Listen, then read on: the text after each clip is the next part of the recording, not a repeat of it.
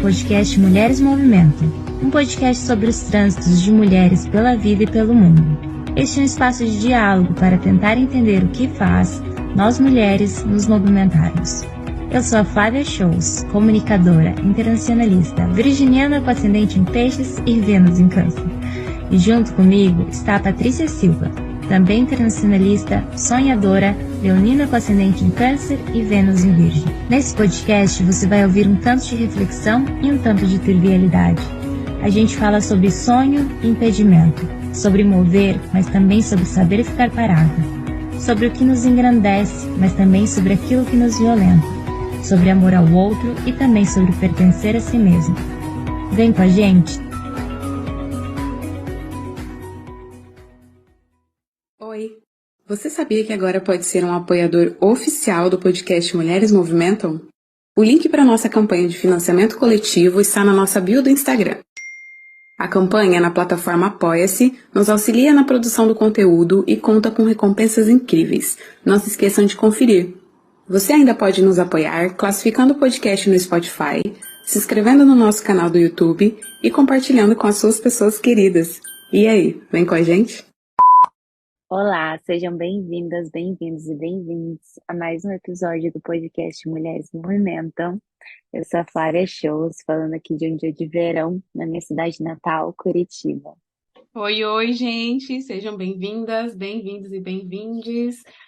Tô aqui falando direto de um comecinho de noite aqui do Porto, muito animada. Nossa convidada aqui desse episódio, ela é muito esperada aqui pela gente e a Flávia já vai apresentá-la para vocês. Maravilha, eu quero pedir desculpa aqui para o pessoal que eu ainda estou gravando em situações precárias, nem abri a mala direito eu consigo, um voo para cá, um ônibus para lá, estou ainda nessa loucura de voltar. Então, estou aqui num lugar improvisado chamado chão do quarto da minha irmã. Então vai ter ruído, tá com bastante barulho lá fora, então eu já peço desculpas antecipadamente.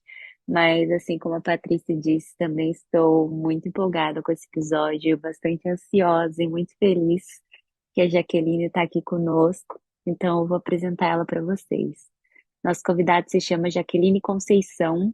Ela é antropóloga, psicanalista, palestrante, mentora em saúde mental e diversidade racial, fundadora e diretora do coletivo DIGEGE e pesquisadora do Instituto Brasil Plural, além de 1 milhão de outras coisas que eu estou ansiosa para que ela conte aqui pra gente.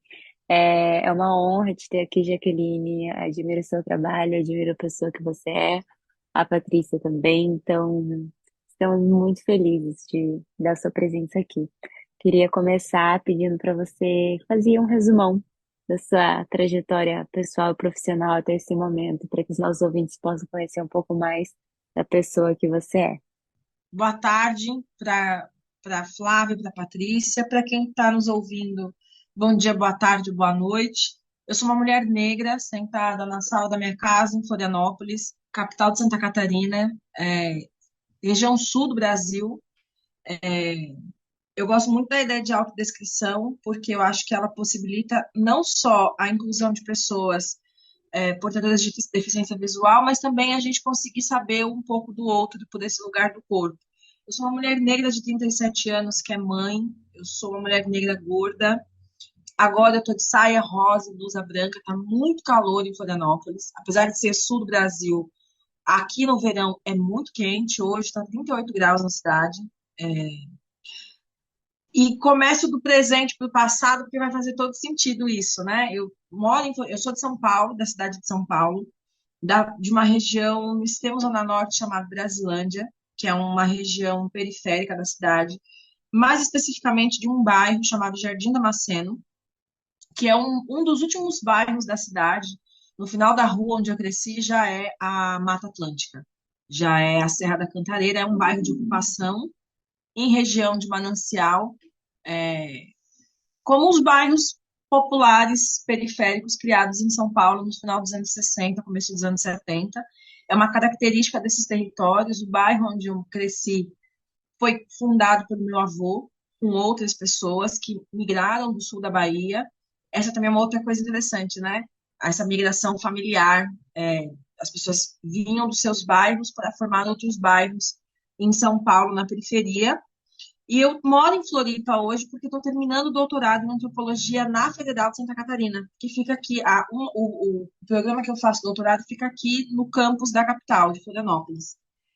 E esse deslocamento, né, de sair de São Paulo, da periferia de São Paulo, eu já morei em vários lugares, aqui não é o único lugar que eu morei fora de São Paulo, já morei fora do Brasil, já morei em vários lugares de São Paulo, mas esse movimento de deslocamento tem tudo a ver com, acho que duas coisas muito importantes na minha história. A primeira é o meu lugar enquanto uma mulher negra, a parte do processo de construção da identidade negra no mundo tem a ver com deslocamento forçado via escravidão e colonização, mas depois com o deslocamento como estratégia de sobrevivência, de produção de vida. As pessoas negras se locomovem ao redor do mundo como formas de produção de vida mesmo, de cravar na história a sua presença, né? O corpo é a forma de produzir essa presença. E tem muito também a ver com a ideia de... Eu brinco que eu sou um corpo... Não é dissidente a palavra que eu queria usar, mas é quase isso, assim, né? Um corpo que tenta se reinventar.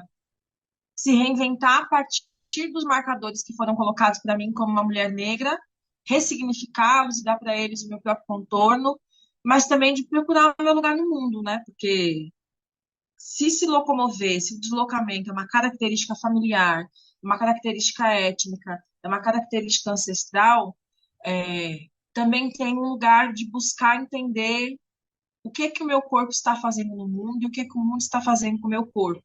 Então, é esse o movimento que me traz para Floripa. E ser uma mulher negra em Floripa é uma coisa... não é fácil.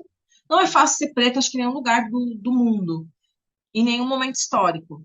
Mas tem uma coisa, especificamente em Santa Catarina, que é algo que eu ainda não consegui descrever e delinear, mas é um negócio muito estranho. Acho que é estranho para mim e também eu penso que é estranho para as pessoas daqui.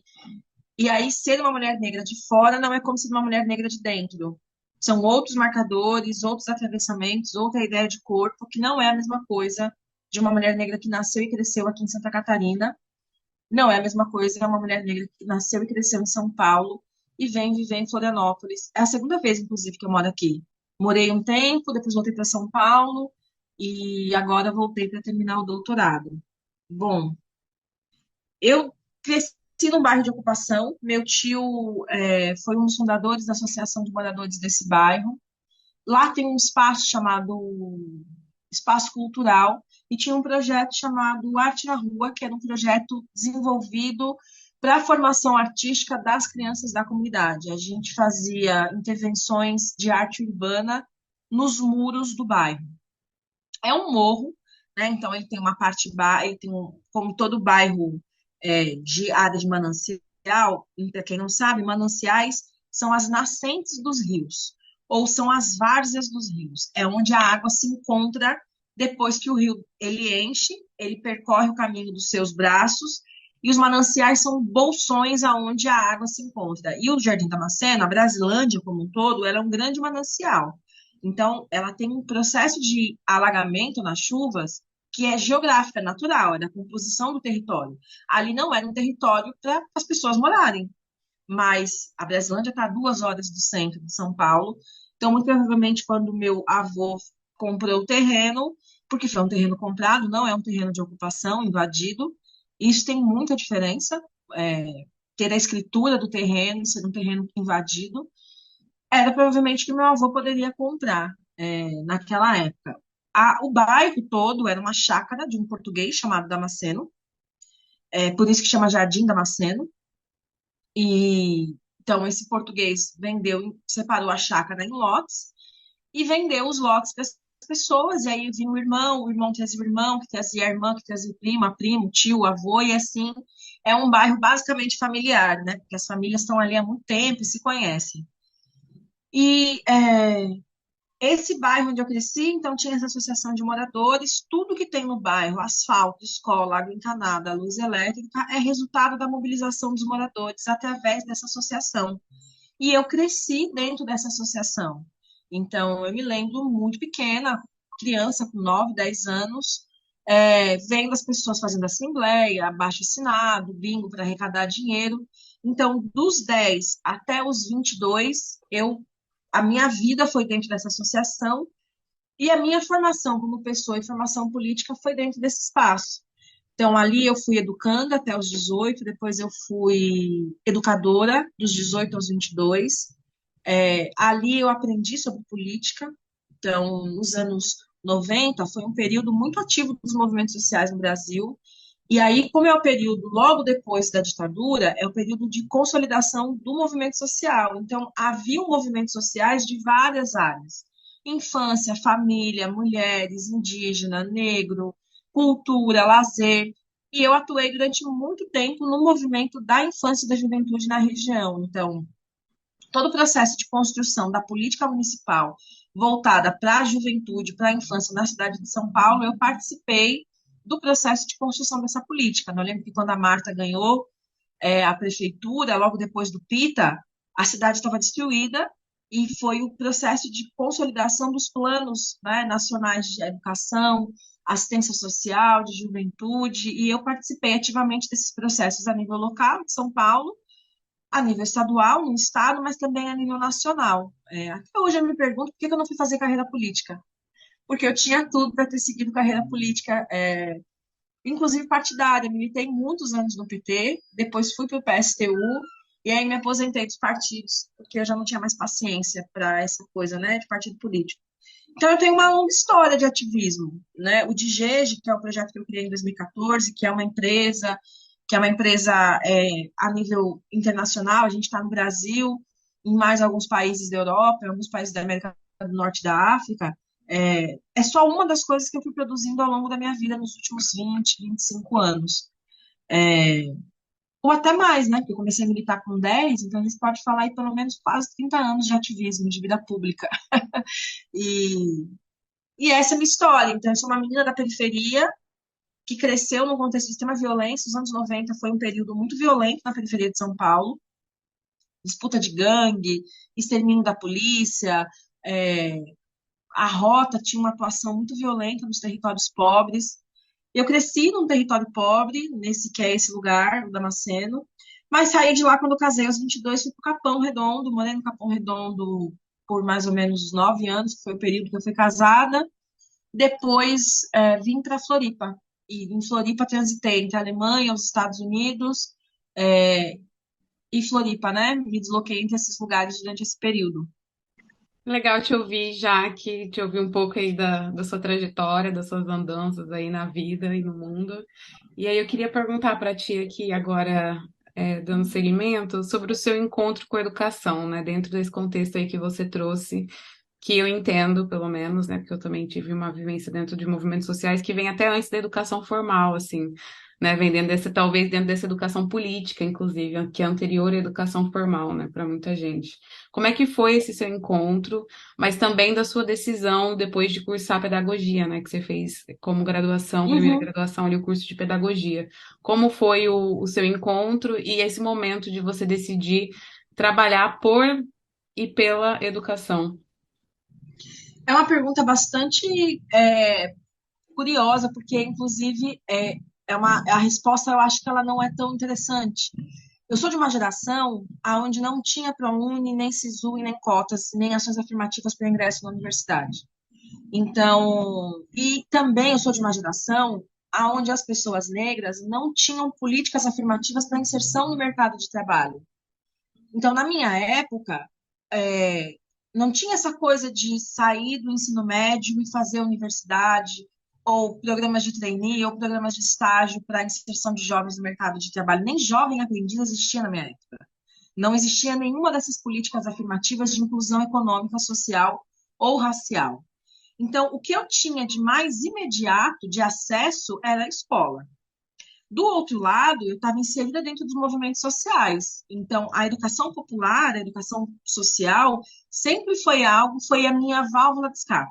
Se não fosse, eu lia Paulo Freire de uma forma desesperada, porque era a única possibilidade que tinha. Então, quando eu terminei o ensino médio e eu fui me dirigir para cursar. Olha, eu sou a primeira pessoa da minha faculdade, da minha família a fazer faculdade.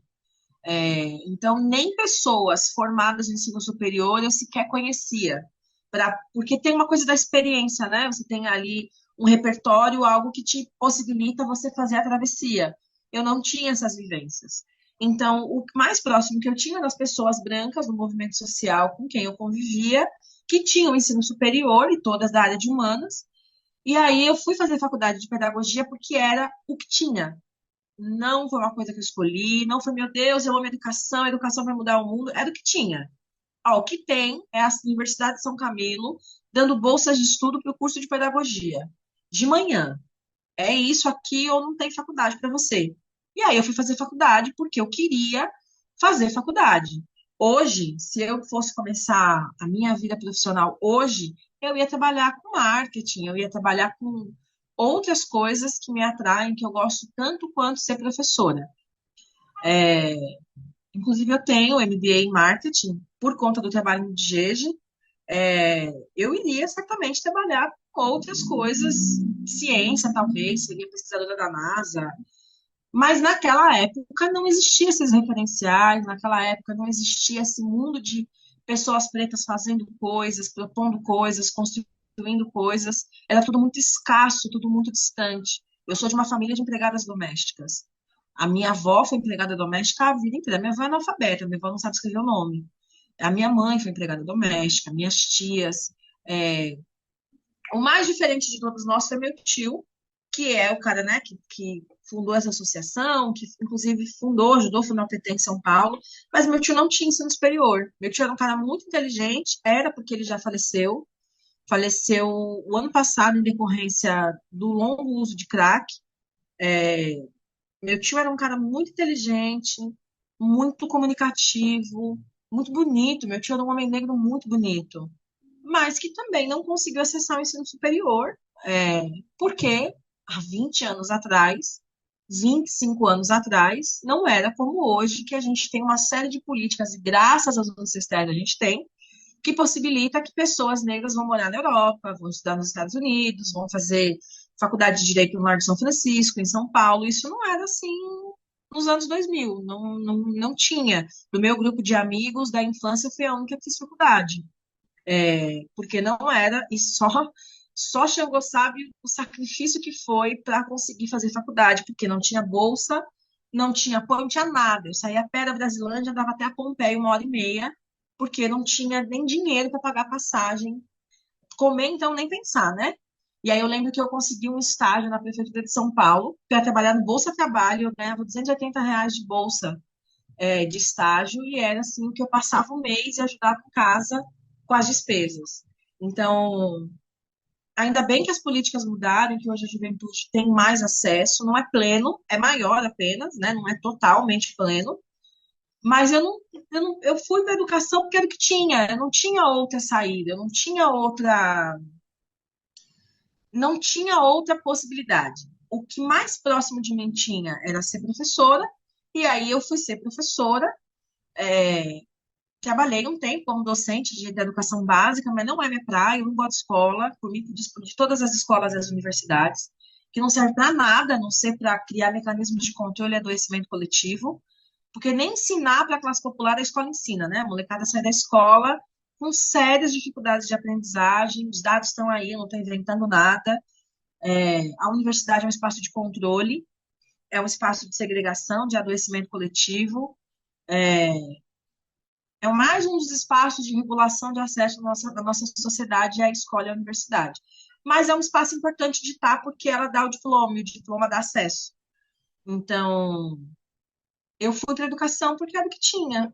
Acredito plenamente no potencial da educação, acredito que a educação, de fato, transforma a vida, porque ela transformou a minha, mas não há em mim uma coisa assim, uma paladina da educação, uma defensora da educação. Não existe isso em mim, não. Assim, nunca existiu e, graças às minhas ancestrais, não existe ainda. Mas é o lugar onde eu me construí, né? Profissionalmente, aonde eu pude fazer mestrado, pude agora concluir o doutorado em antropologia. Entanto que quando eu tive a primeira oportunidade que eu tive, eu saí da educação e fui para antropologia. Corri da educação para outra área. Porque a educação é uma área complicada, academicamente falando.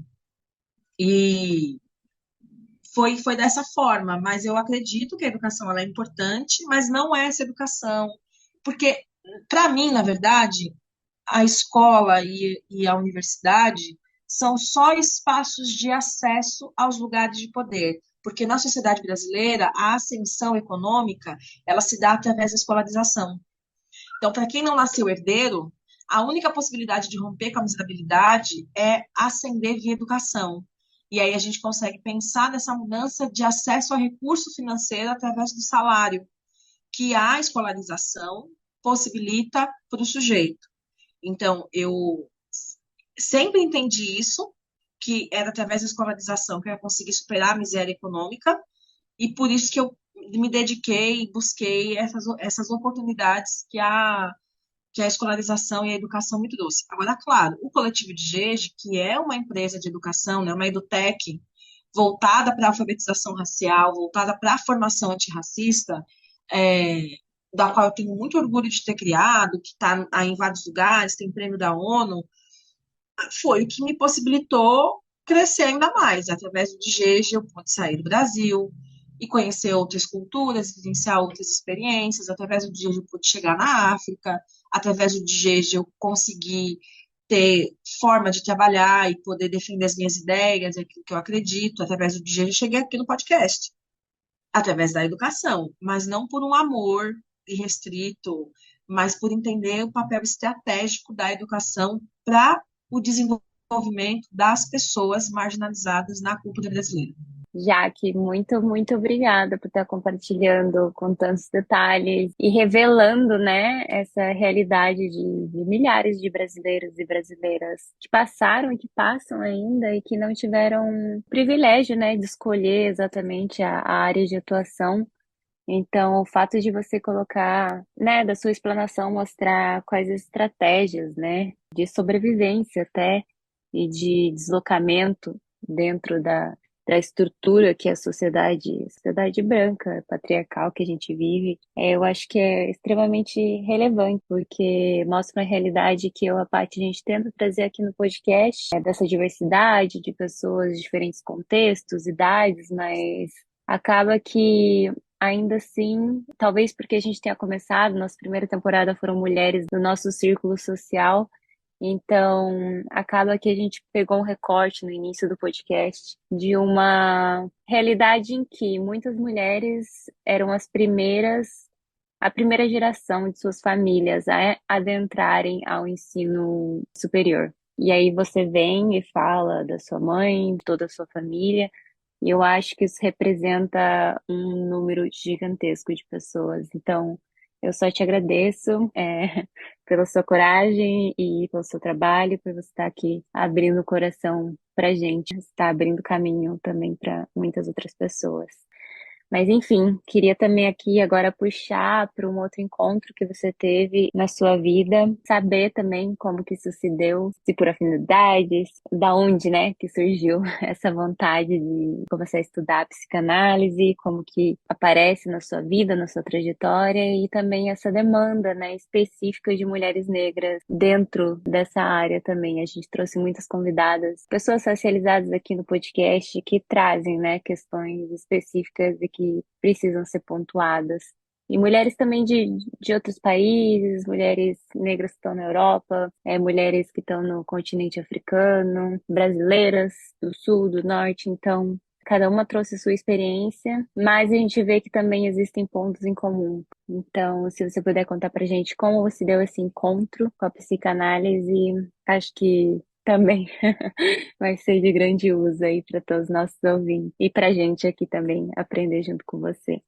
Então, a psicanálise, eu conheci ela na faculdade de pedagogia.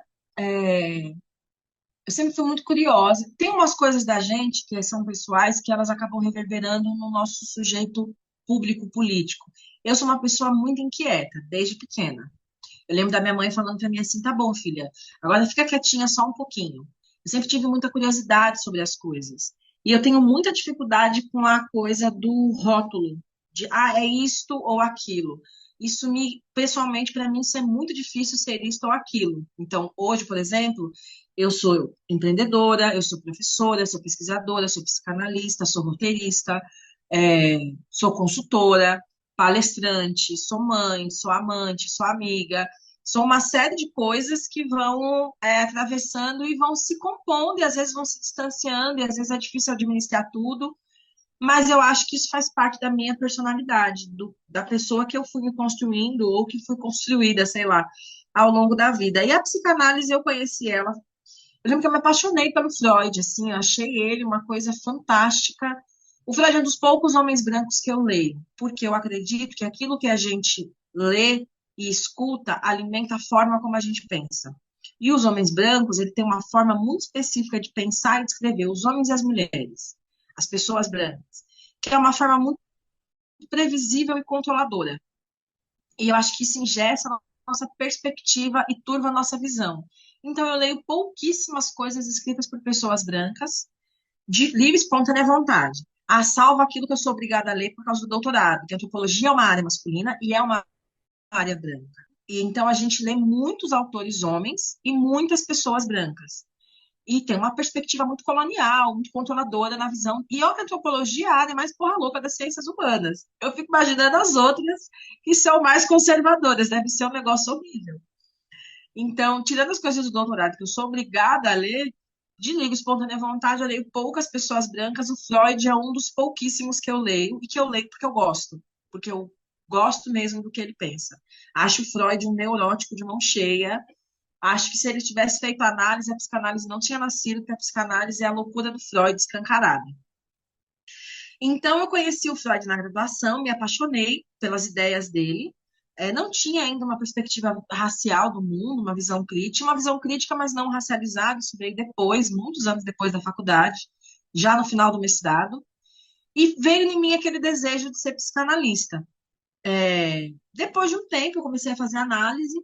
Eu faço análise como analisanda, talvez há uns 12 anos, 14 anos. É muito tempo, é mais tempo do que eu consigo lembrar. Não sei nem como é que o meu analista me aguenta. E eu fiz análise com ele muitos anos, depois eu fiz um tempo com uma psicanalista negra, depois voltei para ele. Meu analista é um homem branco. Eu falo que ele é a minha relação mais longa, e que é curioso a minha relação mais longa ser com um homem branco. Ele se acaba de rir. E aí eu tive o desejo de ser psicanalista, comecei a fazer análise, fazendo análise. Eu já tinha uma leitura sobre psicanálise, porque eu pesquisei muito, pesquiso ainda dentro da teoria crítica da sociedade. A teoria crítica da sociedade tem uma pequena área dela, que dialoga entre o marxismo e a psicanálise, principalmente os escritos do Herbert Marcuse. Foi através do Herbert Marcuse que eu conheci a Angela Davis. Lendo o Herbert Marcuse, ele citava Angela Davis, eu fui atrás de saber quem era, então conheci a Angela Davis, os textos dela. Então, eu já tinha uma leitura teórica da psicanálise por causa do Marcuse, da teoria crítica, mas não uma leitura técnica profissional como psicanalista. Aí eu comecei a fazer a formação, era uma formação totalmente branca, masculina, embora a psicanálise se preocupe de lidar com as questões femininas.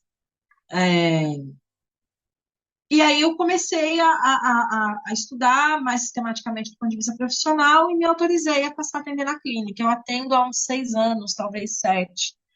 E tenho o privilégio de, nesses 7 anos, trabalhar com as mesmas mulheres. Claro, a clínica é uma coisa flutuante, as pessoas vêm e vão o tempo todo, é natural. Não é todo mundo que sustenta um processo analítico longo. Chega uma hora que a pessoa cansa dela mesma. Porque a análise nada mais é do que falar de si o tempo todo. E isso é cansativo. No primeiro momento é atraente, no segundo momento é cansativo, no terceiro momento já acha que já não quer mais.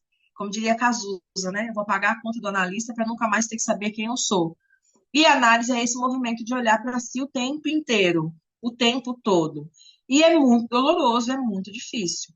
Quando a gente pensa em termos de pessoas negras, é muito mais difícil, porque além de ter que olhar para si e começar a pensar sobre a sua existência, seu lugar no mundo, seus desejos, tem um lugar de começar a entender que se deseja isso. A sociedade ensina para as pessoas negras que o desejo delas é secundário, que o que elas querem não importa.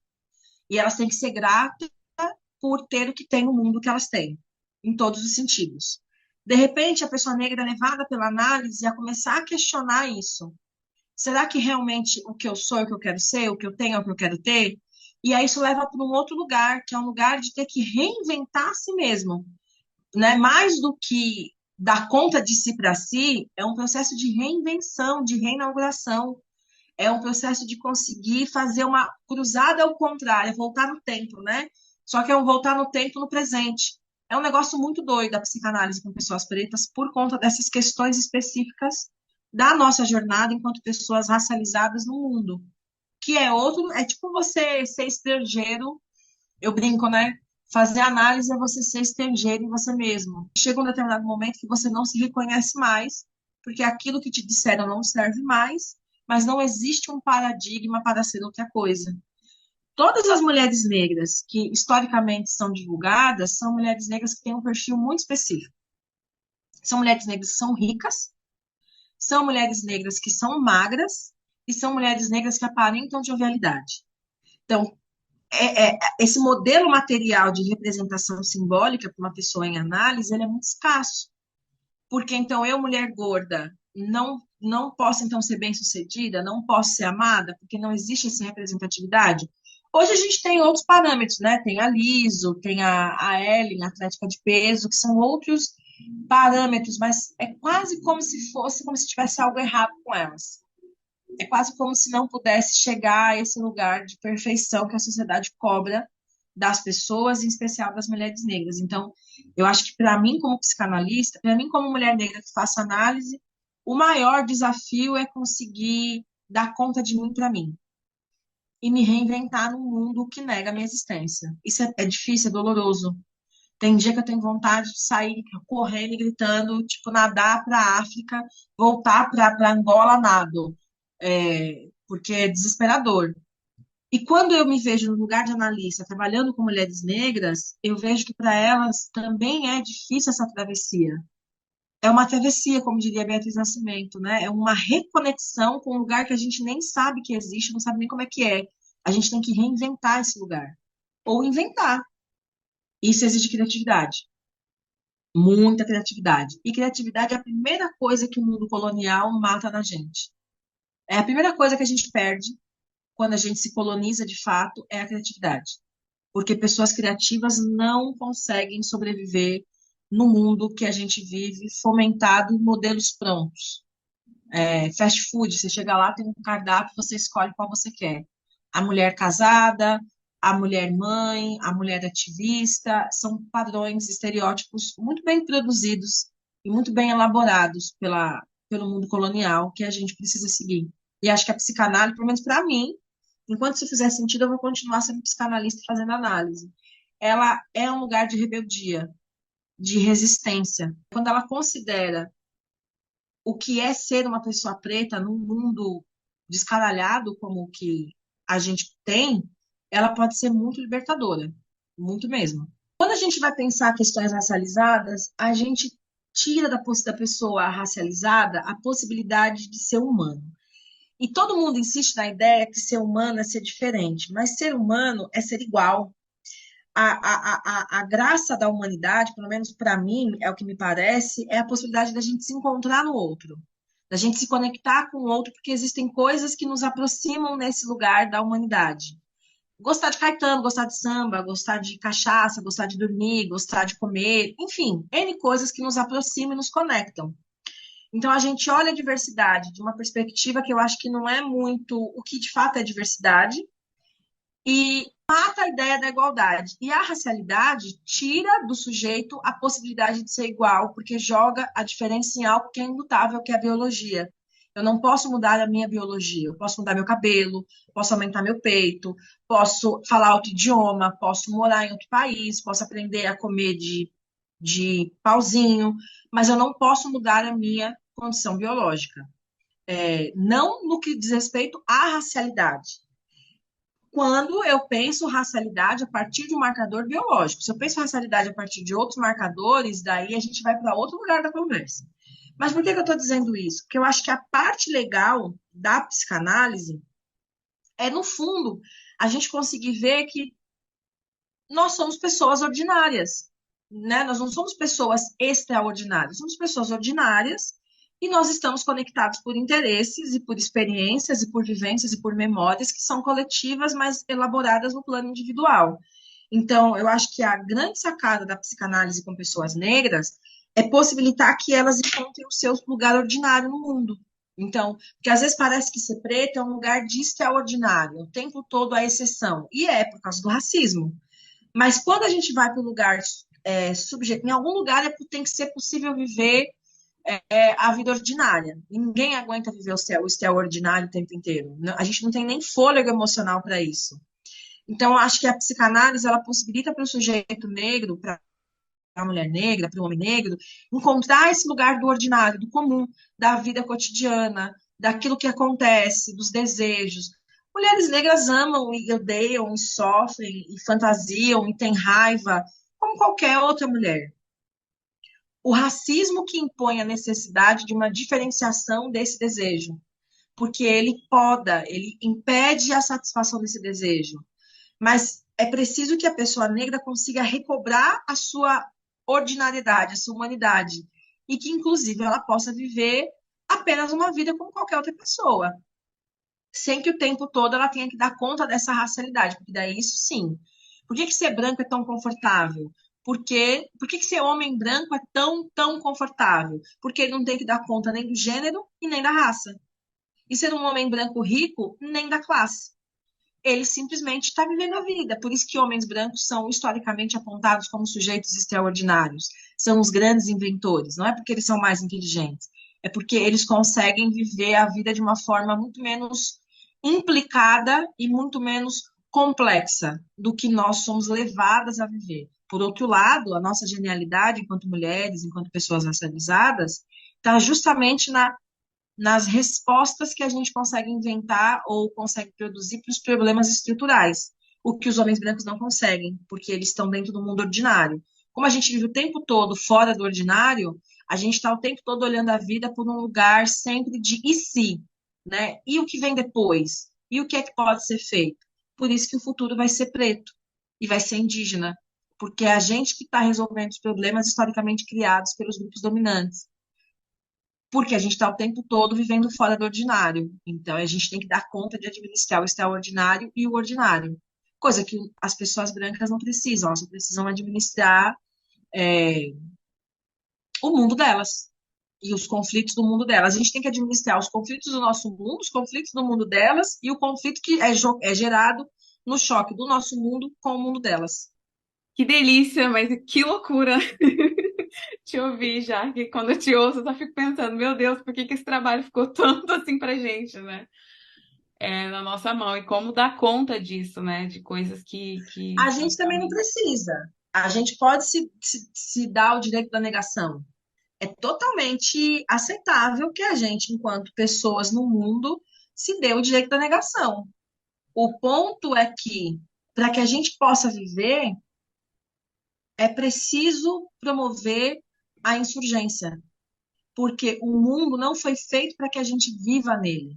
Então, se a gente quer algum tipo de gozo, de prazer, de satisfação, ele só pode se dar com a insurgência, com a rebeldia, com a resistência.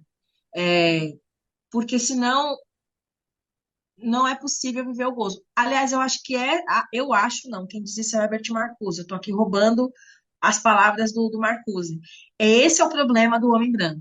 Ele vive num mundo criado por ele, para ele, onde tudo é previsível e controlado, e ele tem dificuldade de poder viver o gozo.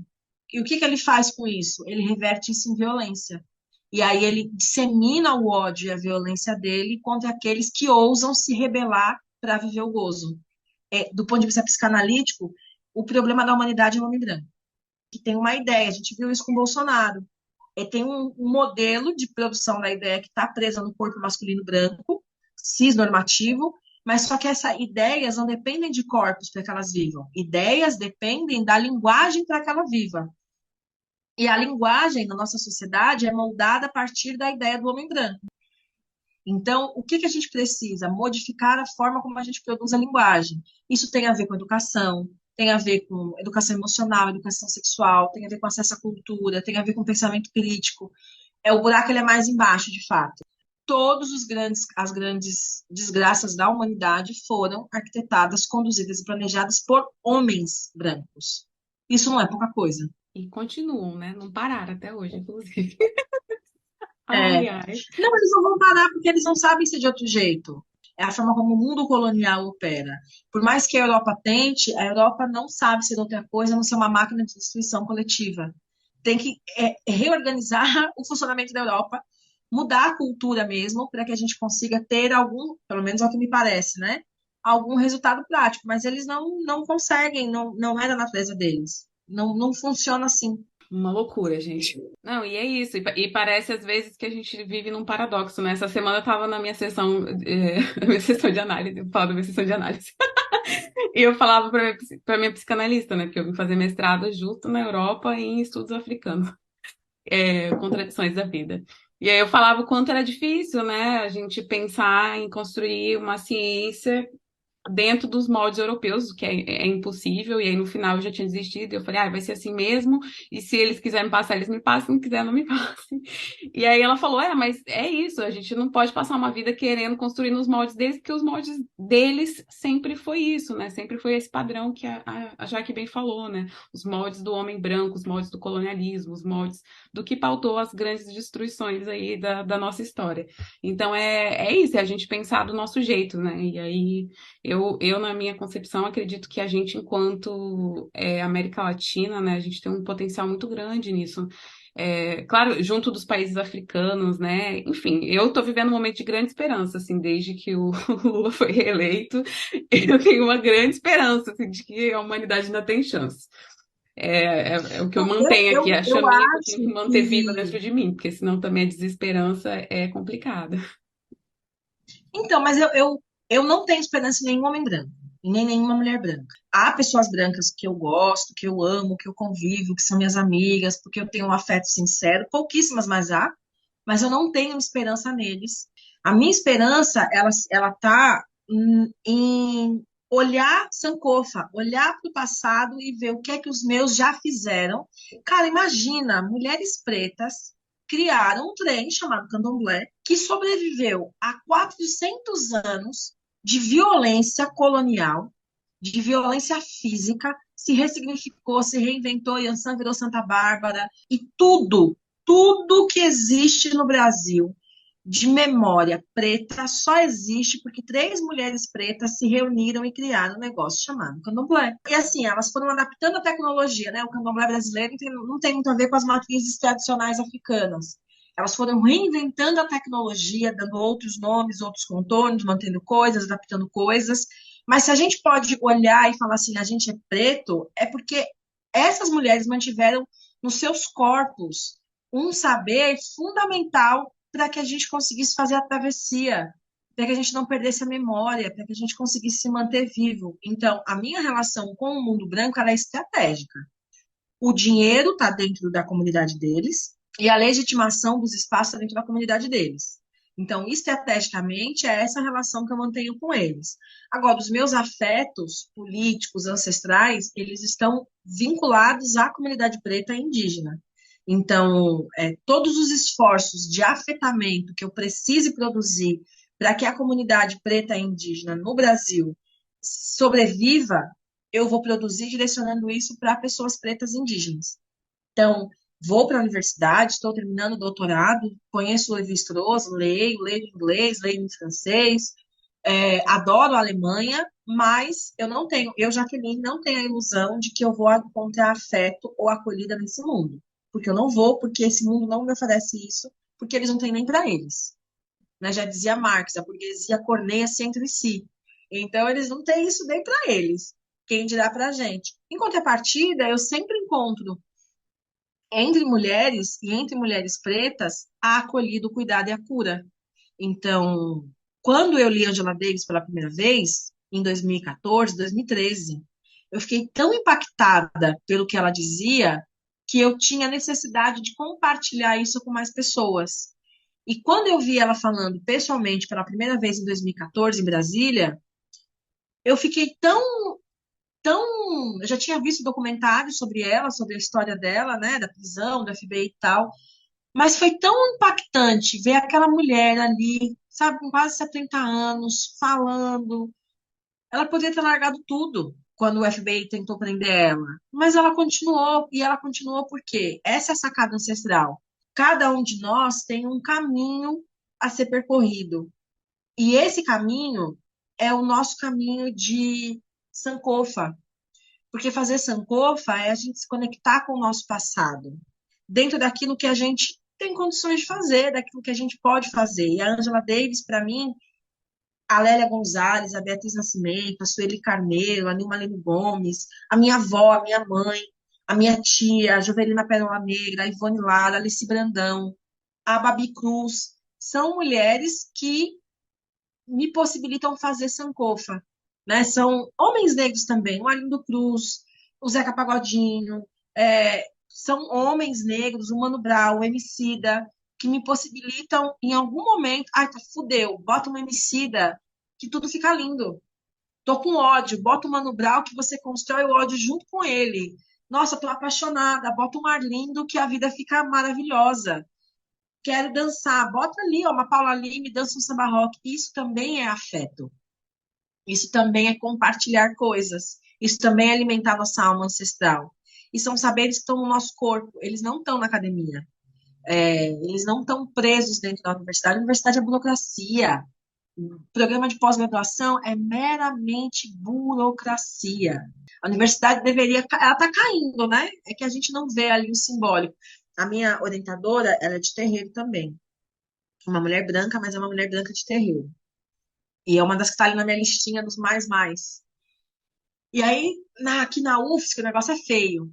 O negócio é feio. Como toda universidade, o pau come, né? As brigas de ego. Aí eu falei para ela assim, Vânia, tinha que bater um ebó nessa universidade. Ela falou assim, se bater um ebó aqui, minha filha, o prédio cai. Bateu o ebó aqui, cai tudo. Não faz isso, não. Deixa os egum aí segurando as paredes e vamos que vamos. É isso, né? Eles não aguentariam nosso feitiço, nossa mandinga. E a gente só sobreviveu porque a gente compartilhou feitiço. Na perspectiva Yorubá, a fala é feitiço. Por isso que eu tomo muito cuidado com o que eu escuto. As músicas que eu escuto, os filmes que eu vejo, os livros que eu leio, as pessoas com quem eu converso, porque a fala é mandinga, é feitiço, né? Assim como eu posso botar um Emicida e ficar feliz com as pequenas alegrias da vida adulta, eu posso colocar algo que vai aumentar a minha sensação de deslocamento racial, ou vai aumentar a minha sensação de inadequação e vai fazer com que eu me sinta menos adequada e não me... Eu, toda vez que eu escuto Emicida, é como se eu abraçasse. Eu nunca vi, não, mentira, eu já vi Emicida pessoalmente, acho que uma ou duas vezes na minha vida. Mas toda vez que eu escuto o Emicida cantando, é como se eu me sentisse abraçada pelo Emicida. E toda vez que eu escuto o Arlindo, eu penso assim, puta que pariu, como é que uma pessoa sabe falar de amor que nem esse homem? Você sente o peito, bota um fundo de quintal, uma sensação ali que você fala, nossa, meu Deus, eu fui arrebatada pelo amor. É a poética preta da oralidade dos nossos ancestrais, dos nossos iguais, esse amor, né? Isso é compartilhar amor. Não esse amor romântico burguês, o amor mesmo de conexão, de se encontrar no outro, de se sentir abraçado. Ai, gente, maravilhosa. Dá até vontade aqui de botar ordem do Cruz de fundo. Ai, por favor, coloque um Já Arlindo. bota pra tocar.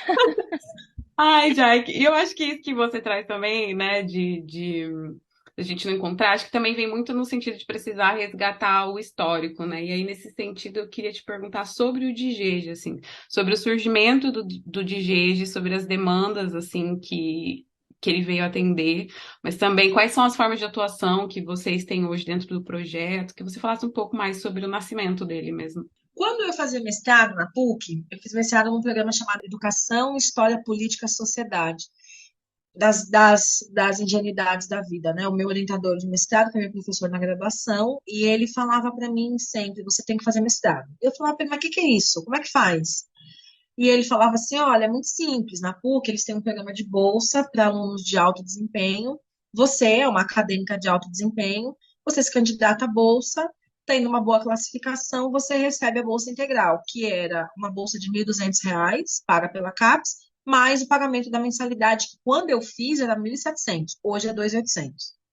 E aí você faz os 2 anos de mestrado, eu te oriento, você tem todo o jeito para ser acadêmica, para ser professora universitária, você tem o perfil que a área precisa, a educação precisa de pessoas como você, e eu, ingênua, né, fui lá atrás desse trem de mestrado, e aí entrei, passei em primeiro lugar no processo seletivo, consegui a bolsa, fui bolsista dos 2 anos, foi importante, inclusive, para a manutenção da vida, ter os R$ 1.200 de bolsa, era meu único trabalho durante o período do mestrado, mas eu passei muito racismo na PUC, muito racismo, dentro do programa, na sala de aula, no prédio. Eu sempre vivi na periferia e sempre vivi entre pessoas pretas, então, se eu não me via como branca, meu pai é branco, né? Então, a minha irmã é branca, meu pai é branco, a minha mãe é negra, eu sou negra. Minha irmã é branca, loira, eu sou negra, não tenho a pele retinta, mas não passo como branca em lugar nenhum, nem se eu alisar o cabelo. Em qualquer lugar, eu vou sempre ser preta. Menos nos Estados Unidos. Daí lá eu não sou preta, eu sou dominicana. Que aí é uma outra conversa, né? Mas tirando isso, nos outros lugares todos eu sou preta. Aqui no Brasil, então, aqui no Sul, pretíssima, pretérrima. E aí, eu lembro que foi difícil lidar com isso, porque foi a primeira vez que eu comecei a pensar sistematicamente sobre racismo. Eu não tinha ainda letramento racial, como eu tenho hoje, nenhum nível. Cresci numa família de gente preta, na família no meio da macumba, no meio do samba. Minha mãe fala que antes de eu aprender a andar, eu já sabia sambar. Minha família é macumbeira, assim, de gerações. Então, eu cresci no meio disso, mas nunca tinha lidado sistematicamente, de uma forma assim, organizada, com a ideia do que era racismo. Cresci ouvindo Mano Brown, sabia que eu não era branca, mas eu não conseguia dar um nome para isso. E aí, então, na PUC, eu aprendi que eu era preta e o que significava ser preta no mundo dos brancos. Qual era o sentido disso? Quando eu terminei o mestrado, eu prestei o doutorado no mesmo programa com um projeto sobre Angela Davis. Foi o mesmo projeto que eu entrei aqui na UFSC 5 anos depois. E a banca, formada por pessoas brancas, me disse que o meu projeto não era relevante. Quem é essa mulher, Angela Davis? Tipo, não é relevante isso. Ninguém nem sabe quem é essa mulher no Brasil. E realmente, em 2014, ela não era tão famosa como ela é hoje aqui no Brasil. Ainda poucas pessoas tinham leitura e conhecimento da Angela Davis. E aí aquilo me deu uma sensação assim de. Falei, cara, tipo, que bosta, né? Parece que a gente nunca é bom pra porra nenhuma no mundo deles.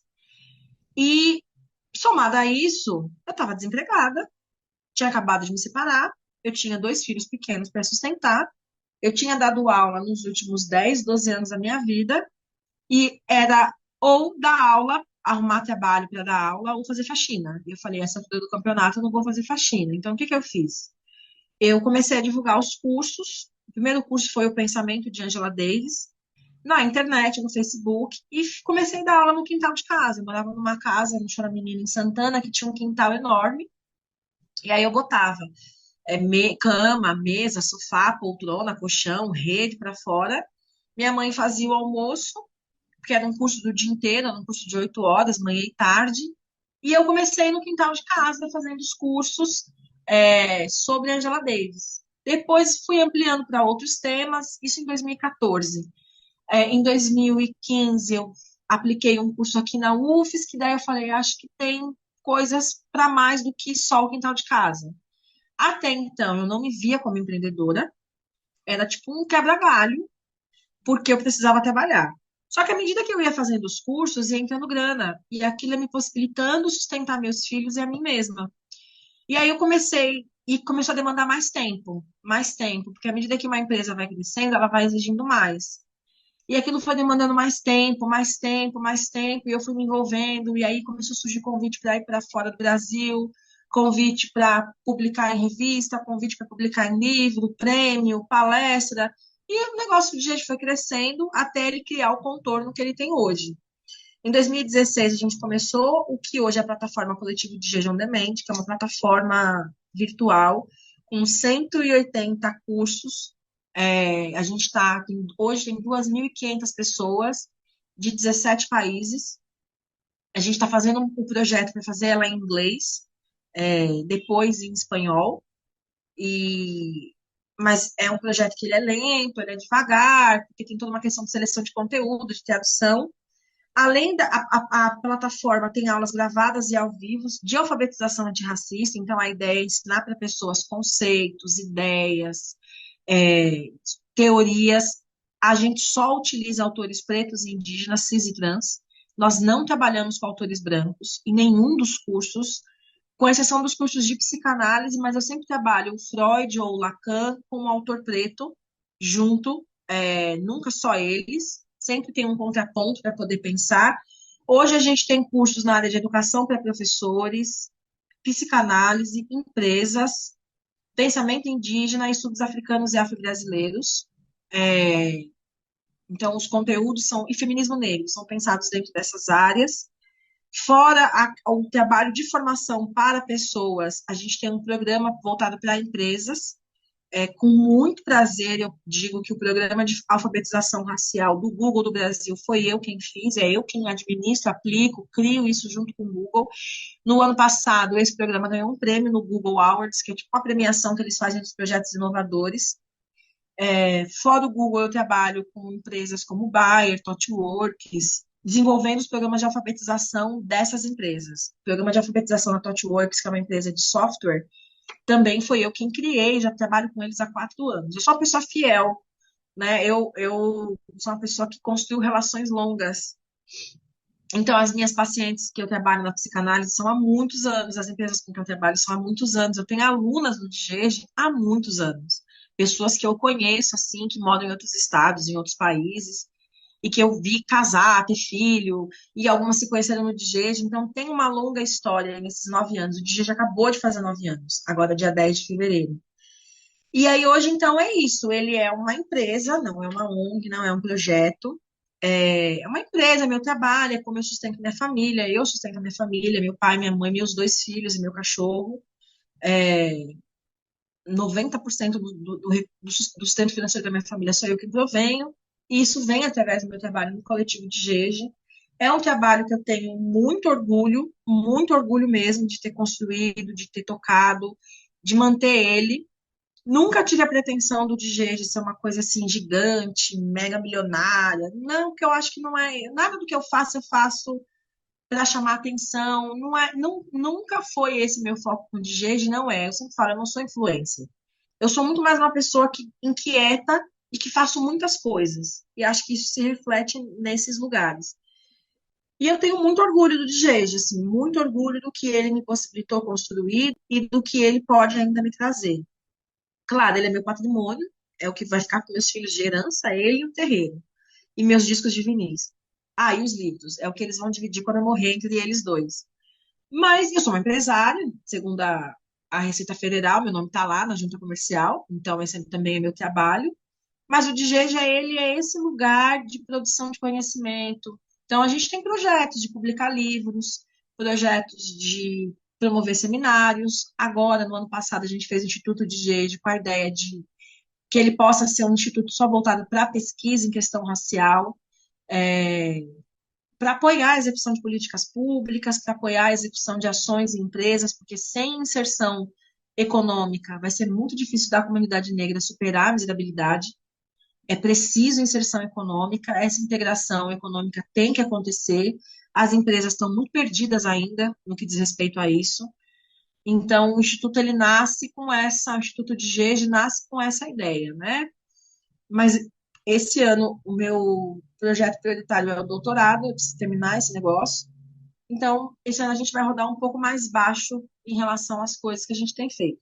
Mas hoje, para quem quiser saber, conhecer o DGEJ, é isso. A gente tem uma plataforma, que é a Coletivo DGEJ On Demand, e a pessoa pode se inscrever, ela é gratuita, ela tem um plano gratuito, tem um plano premium, então tem cursos e conteúdos abertos, qualquer pessoa de qualquer lugar do mundo, falante de língua portuguesa, qualquer dia da semana, 24 horas por dia, pode se conectar pelo aplicativo ou pelo site, e acessar o conteúdo, e fazer os cursos, e participar das aulas ao vivo, que acontecem mensalmente. E há o plano premium, que aí dá acesso a outros conteúdos, né, para quem tem interesse, que é através de uma assinatura mensal, que custa R$ 33. E, como uma empresa, ele tem o seu propósito, que é promover a alfabetização racial de pessoas interessadas em aprofundar o seu conhecimento nessa temática. Pessoas, empresas, instituições, organismos, enfim, poder público é o que eu tenho desenvolvido no DGEJ. Jaque, obrigada por compartilhar mais sobre o trabalho de vocês. E, gente, ouvintes, a gente vai postar lá no Instagram do Mulheres em Movimento os links do coletivo. Então, vocês fiquem ligados, ligadas, ligados por lá também, para poderem acessar esse trabalho maravilhoso que o coletivo vem fazendo. Jaque, agora uma pergunta aqui que fazemos a todos os nossos convidados, que é: o que que te movimenta, Jaqueline? Eu sou uma mulher rio, eu sou uma mulher que. Eu sou como um rio, exatamente como um rio. Como diz uma amiga, qualquer lugar no mundo, abaixo do céu, acima da terra e do lado da água, eu me viro, eu tô bem. Eu sou uma mulher de terreiro, e como uma mulher de terreiro, a gente aprende ao longo da vida sobre o que é ser mulher, ou o que é o lugar do sujeito mulher dentro da forma como o mundo funciona. Existem mulheres vento, existem mulheres fogo, existem mulheres folha, existem mulheres pássaro, existem mulheres mar. Eu sou uma mulher rio. Isso fala muito de alguém que se movimenta. O movimento é algo que faz parte da minha essência. Eu também sou uma mulher fogo, mas acho que eu sou mais rio do que fogo. Depende da perspectiva. Embora eu tenha sido iniciada para Xangô, a minha conexão com o Oxum é muito profunda, é muito forte. Eu me vejo muito mais como um rio do que como uma labareda. Mas pode ser as duas coisas também, porque eu não acredito nunca na unicidade. Tudo é duplo, tudo acontece junto ao mesmo tempo, né? Então, o que me movimenta é essa ideia de que em algum momento eu vou encontrar o mar. E eu me movimento para encontrar o mar, né? O mar é esse lugar grande, infinito, que conecta as coisas, que promove é, o próprio fluxo da terra está conectado com o mar, né? As marés, o movimento, a cheia, o rio enche ou não de acordo com a maré traz o peixe, a maré forma chuva, a- eu vejo que o meu movimento é esse lugar de caminhar para o mar, né? De chegar nesse grande lugar de encontro que é o mar. Quando isso vai acontecer? Talvez quando eu morrer. Talvez quando eu morrer eu volte para o mar. Volte para o meu lugar, né? De nascimento. Mas o que Eu lembro que uma vez eu fui para Cachoeira, numa cidadezinha no interior da Bahia, no Recôncavo, um lugar incrível. Se eu pudesse, eu moraria ali. Pro resto da minha vida, quem sabe um dia. E tem um rio enorme, maravilhoso, chamado Paraguaçu, que começa lá na Chapada da Diamantina e desce até a Baía de Todos os Santos. Aí ele corta todo o recôncavo baiano, várias cidades do recôncavo. Ele é um rio importante, inclusive, para a geografia hídrica do estado da Bahia. Minha família é da Bahia, né? De Ilhéus. É, minha avó nasceu na beira do rio, literalmente. Minha avó foi parida na beira do rio. E isso fala muito do meu lugar de mulher rio, né? Vem de uma linhagem familiar. E eu lembro que eu estava sentada, era um final de tarde, assim, e o rio estava baixo, dava para ver a margem dele, assim, o leito. E eu falei, nossa, tipo, deve ser o calor. De repente, começou a subir, subir, subir, subir, subir. E ele foi ficando cheio e barulhento.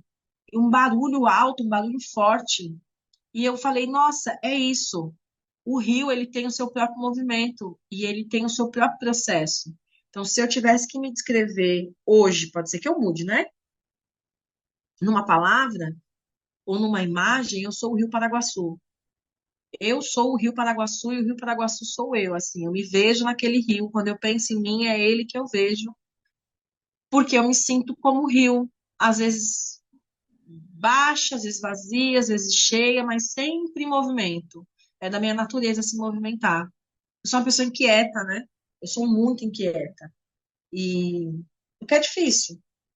Ser uma pessoa inquieta não é fácil. Mas eu acho que é isso. Ser rio, caminhar para o mar, levar coisas, né? O rio transporta, o rio alimenta, o rio sacia, mas o rio também mata. Ele também. Eu tenho esse desejo da morte do racismo, de acabar com isso, de, sabe? Eu acho que quanto mais forte as pessoas estiverem em relação à sua própria essência, menos força o colonialismo e as suas opressões, como o patriarcado, o racismo, vão ter. Quanto mais forte mulheres negras estiverem, mais potentes e cheias elas podem ser para suas comunidades e para si mesmas. Esse é meu trabalho, em tudo que eu faço.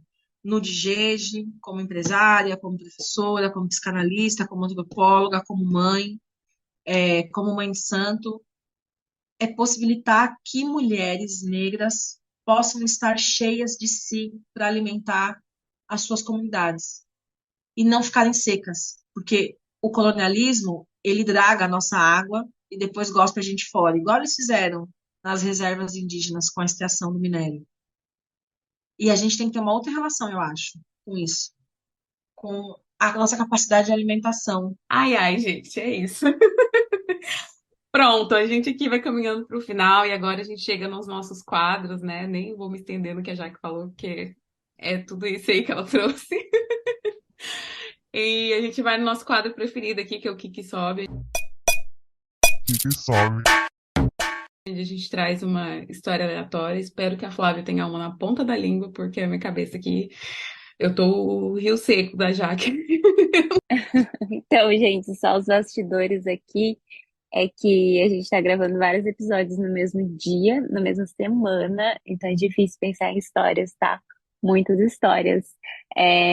Mas com a Jaque falando, e também pela questão do tamanho do episódio, a gente teve que pular uma pergunta que era em questão sobre relação mesmo, mais específico da Jaque com a religião, né? E acabou que nessa última pergunta e ao longo do episódio a gente pôde sentir um pouco dessa relação e me lembrou a primeira vez que eu fui em um terreiro de Umbanda. Eu nunca tinha ido, né? Não tenho uma religião específica, assim, tenho coisas que eu me identifico em várias religiões e sou o puro sincretismo em pessoa, assim, me encanta muito, mas não posso dizer que atualmente tenho uma religião específica, mas a Umbanda. Depois desse primeiro encontro que eu tive, que foi em 2016, lá por meados de 2016, acho. Eu realmente, assim, criei uma afinidade. Mas a primeira vez que eu fui foi um terreiro aí no Paraná, né? Fui nesse terreiro e eu achei a coisa mais linda, mais linda. Eu fiquei encantada. E eu me entrego, assim, eu vou nesses ambientes religiosos, né? Se eu me sinto à vontade e confortável e sinto uma energia que condiz, assim, com a minha, eu me entrego. Então eu cheguei lá e todos aqueles tambores e a música, ai, aquela vibração. Nossa, foi a coisa mais linda. Tava tendo uma sessão, fui conversar eu não lembro agora se era dos caboclos. Eu fui conversar com uma entidade, mas não lembro exatamente qual era. Fui conversar e aí falei as questões que eu tinha na época, né? E tudo, e no fim foi dividido comigo três pedras para eu jogar, para eu dar de presente de volta para o mar, para entregar a Iemanjá quando eu fosse à praia. E mentalizando, entre outras coisas, que foi me deixado como orientação. 2016 para 2017, fui passar o ano novo em Caiobá, e levei as pedrinhas, porque lembrei, né? Nossa, eu tenho que terminar aqui a minha parte. E aí fui, era ano novo mesmo, a noite de Réveillon. Fui ao mar, fiz as minhas preces, mentalizei tudo que eu tinha para mentalizar e entreguei para Iemanjá mesmo. Joguei assim, uma, duas, três das pedrinhas de volta pro mar. E aí eu viro aquela noite, né, praia cheia e fogos e vibrações e tudo. Quando eu viro, eu tô voltando pra areia, eu sinto algo encostando na minha perna.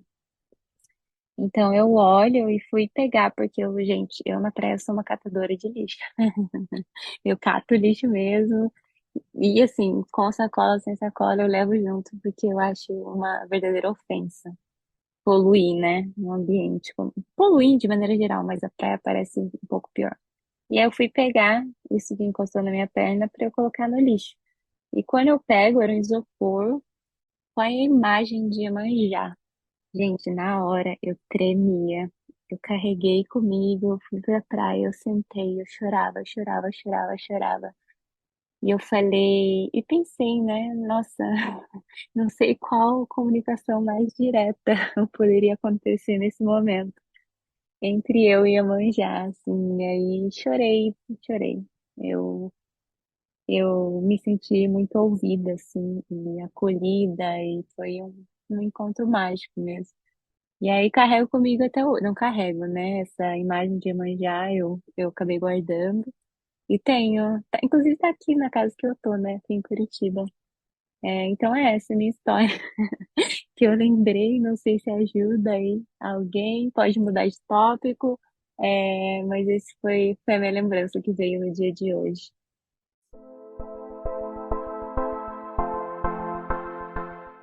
Pronto, eu vou contar uma história então, porque no episódio da Thaís, que é um dos últimos episódios que a gente gravou, ela contou uma história de viagem. E aí eu lembrei, e aí eu acho que também isso me despertou no último episódio, agora que a gente gravou com a Nicole, que é uma história de couchsurfing. Nada aleatório, nada a ver com o episódio, gente. É isso. Bem Mas acho que tem aleatório. tudo a ver. Vamos. Não, psicanaliticamente tem tudo a ver. A gente está falando de viajar, de navegar, tem tudo a ver. Agora, histórias engraçadas, porque eu não sei se eu pareço uma pessoa engraçada, mas eu sou muito divertida. Eu sou muito Maravilha. brincalhona, muito, muito zoeira. Eu tenho várias, infinitas, eu gosto muito de viajar, histórias de viagem, assim, de coisas tipo, absurdérrimas que aconteceram. No ano passado, no meio do ano, eu fui tirar férias com o meu filho na Europa. A gente passou um tempo viajando nós dois, de mochilão mesmo, e levei, Inclusive, vou enchi o te saco. interromper para dizer que você passou por Portugal e eu fiquei doida. Falei, ah, A última parada foi Lisboa, que também, assim, foi um negócio muito bizarro, ver que eles acreditam que Pedro Álvares Cabral descobriu o Brasil de verdade. Isso para mim é muito bizarro. Então, aí a gente estava em Paris, aí eu enchi o saco dele, fomos no Museu do Homem, porque eu adoro museu. E aí o Museu do Homem, vocês já foram, é um negócio meio chato, mas é um museu que o Levi Strauss criou, tal, não sei o quê, antropólogo, é tipo um parque de diversão. Num determinado momento, a gente sentou numa salinha assim que tinha uns vídeos passando sobre indígenas da Amazônia, e aí tinha um grupo familiar de umas pessoas, talvez espanholas, eu não sei muito bem pelo tipo físico delas. Meu filho sentado do meu lado, e francês ele é muito acolhedor. Acho que é o povo mais acolhedor da Europa, assim, no sentido de gostar de se conectar com o outro. Meu filho não fala francês, está sentado. De repente entra um senhor de idade com um sorriso assim enorme no rosto, mas um sorriso muito grande, e ele olha para o meu filho assim, e ele fala: Jean-Pierre, mon ami. E meu filho ficamos se olhando, tipo, o que que esse homem tá falando? Quem é Jean-Pierre? Aí ele olhou pro meu filho, aí ele falou assim, em francês: Nossa, eu achei que fosse Jean-Pierre, meu amigo de infância. Meu filho tem 15 anos. Então, a gente foi muito engraçado. É um tipo de experiência que a gente passou juntos viajando. Imagina, viajar com um menino de 15 anos para outros países, né? A gente foi para 5 países. Que a gente sempre ri dessa coisa do francês amigo, né? Que nunca viu na vida e já quer fazer amizade, porque eu fiquei brincando com ele, que foi assim que os franceses fuderam com o mundo. Ele chegava nos lugares para colonizar com um sorriso no rosto e a fraternidade francesa e roubaram tudo que eles podiam. Só não levaram as pirâmides da África porque não cabia no navio, porque senão eles tinham levado também. Mas, enfim, é essa história que a gente compartilhou de tantas que a gente viveu aí nesses dias que a gente passou viajando. nossa, já que você me lembrou uma história muito boa, já mudei meu só.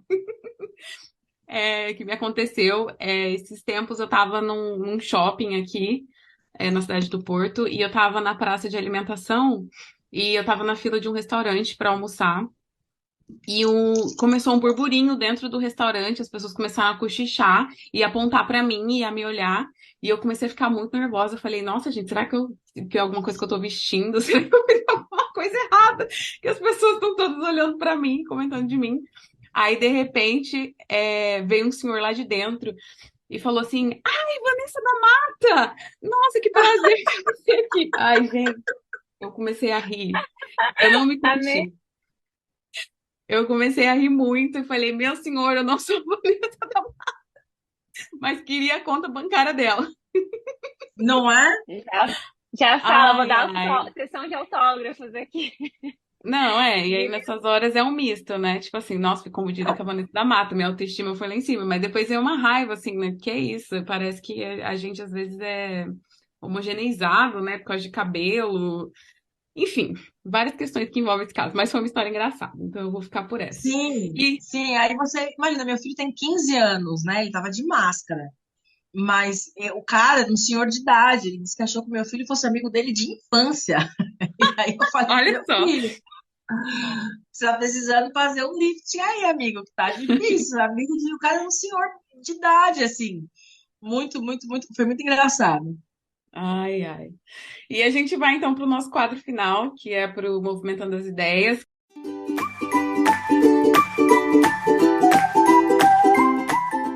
que é o nosso quadro de indicação. Jaque, se você quiser começar com as suas indicações, vou começar por ti. Eu vou indicar. Bom, como eu estou escrevendo a tese sobre samba, então eu tenho lido muito sobre isso e ouvido muito samba. Então eu vou começar indicando o CD, o disco. É a minha única indicação que eu vou fazer. Ciranda do Povo, do Fundo de Quintal. É um disco bem, bem emblemático, é um disco que se conecta muito às nossas raízes afro-brasileiras e eu recomendo que se escute e se delicie com a poética surreal do Arlindo Cruz, porque ele quase que assina o disco inteiro. Flávia, quer fazer as suas? Gente, serei rápida. Talvez para vocês já tenham passado o timing, né? Mas para gente aqui nesse momento que a gente está gravando, a Glória Maria acabou de falecer. Então, minha indicação, na verdade, é o podcast do Mano Brown, que já foi várias vezes indicado aqui, é, pela qualidade, pelo trabalho incrível que ele está fazendo. Mas eu queria indicar dessa vez o episódio específico com a Glória Maria, que foi essa mulher incrível, maravilhosa, inspiradora. Também homenagear, né? Deixar essa homenagem do Mulheres Movimentam a ela, e que ela faça uma passagem de luz. Então, essa é a minha única indicação do dia. Eu também resolvi indicar algo que surgiu aqui durante o episódio, que é um filme. Vou indicar um filme chamado O Menino que Descobriu o Vento. É um filme bem emocionante, assim, eu gosto dele. Fala um pouco sobre educação, mas também fala um pouco sobre isso que a Jaque trouxe, assim, sobre a gente empoderar as pessoas para que elas possam agir nas nossas comunidades, né? E a história de um rapaz que vai justamente trabalhar em prol de solucionar um problema da comunidade dele ali, enfim. E é um filme lindo, maravilhoso, e vou deixar essa minha indicação. E a gente chega ao final desse episódio. Queria, Jaque, te agradecer imensamente por ter aceitado o convite, vindo participar aqui com a gente. Foi um prazer te ouvir. Se você quiser deixar as suas redes sociais, também as redes sociais do Coletivo de Jeje, para quem quiser aí seguir um pouco do seu trabalho, o espaço está aberto. Bom, então eu convido é, todo mundo que está aí conectado, ouvindo o nosso bate-papo, a visitar o Instagram do Digege, C_DIJEJE, coletivo Digege. Tem lá o meu Instagram, mas eu sou mais divertida pessoalmente. Pela internet eu não sou tão divertida assim. Mas é Ialandalu. Ialandalu é meu nome ancestral, quer dizer, aquela que é feita de fogo, porque é filha do fogo. E conhecer a plataforma Coletivo de Jeje On Demand no site produtosdejeje.com.br. O link está lá na bio do Instagram, tanto na minha quanto na do Dijeje, para se conectar mesmo nessa comunidade de pessoas antirracistas que estão aí no mundo todo pensando e tentando produzir saídas, né? Saídas para o amanhã e para o hoje também. Quero te agradecer, Jaqueline, pela sua participação. Muito, muito, muito obrigada. Parabéns pelo seu trabalho, pela pessoa que você é e estamos honrados de ter tido você aqui como nosso convidado. Para quem está nos ouvindo, não esqueçam de nos seguir no @Mulheres Movimentam lá no Instagram. Estamos com TikTok, YouTube, uma campanha no Apoia-se. Estamos até no Facebook. Então, não esqueçam de nos seguir, de ativar as notificações. E se você gosta do nosso conteúdo, avalia lá com 5 estrelinhas no Spotify para ajudar a gente com o algoritmo. É isso. Obrigada, Paty. Obrigada aos nossos ouvintes e até a próxima.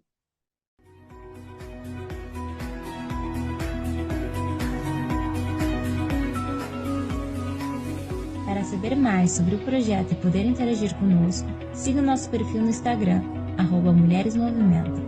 Nosso e-mail de contato é mulheresmovimentam@gmail.com. Indique o nosso podcast para suas pessoas queridas e aproveite!